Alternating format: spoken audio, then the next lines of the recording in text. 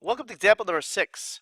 In this example, we have a scale, a spring scale, to be exact, and a woman steps on it she has a weight of 600 newtons. So our given or known information is her weight, Fg, is 600 newtons. And she compresses this little itty bitty spring inside the scale a distance, or x, of 1.0 centimeters, which you could just write as 0.01 meters. And you're asked to find, in this question, the spring constant, which we label as K. We'll call that part A. In part B, we're asked to find out how much work is done in compressing the spring.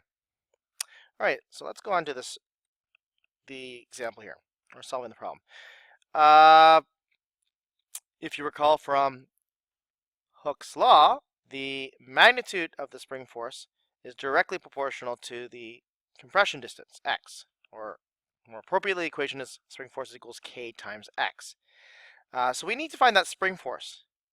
So if you were to draw a free body diagram, right, for let's say the lady, you would see that you would have two forces acting on her. You have the force of gravity acting on her, and then there is a force acting on her from the spring in the upwards direction, F sub s.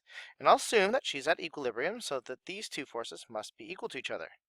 So therefore, by the sum of the forces equal to 0, Newton's first law, the spring force must be really equal to her weight. So the spring force is actually really equal to 600 newtons. So now we know the spring force. We know the distance that it compresses at, so we should be able to figure out the spring constant. So now we could plug that into here. So we have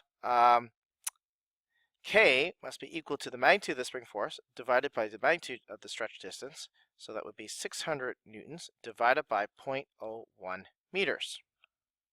That gets you an answer of 60,000 newtons per meter. Or I guess you could write that in scientific notation as 6.0 times 10 to the power 4 newtons per meter. So that's our part A. Okay, now we could go on to part B. So we're asking for the work done in her stepping onto the spring. There's a couple ways of doing this, but in lieu of our last video I was talking, or not in lieu, in reference to the video that I was talking about earlier, if you recall, the work done is the same thing as the spring potential energy, or the elastic potential energy gained. So this is known as the work energy theorem. So the work is equal to the change in energy. So the work done by the woman stepping onto the spring is really equal to the change in energy. In this case, it is the gaining spring potential energy. So it's really equal to the change in spring potential energy. It's 1/2 kx squared. And the initial spring potential energy is basically 0. So it's really whatever it has as final spring potential energy. And we just calculated K, so we can now substitute that in. 1/2 times 6.0 times 10 to the power 4 newtons per meter.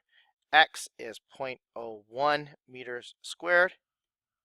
And you will get an answer which is equal to 3.0 joules. So this is how much elastic potential energy was gained into the system by the work that was done by the external force, that's the force of gravity, acting on the spring. And that's it.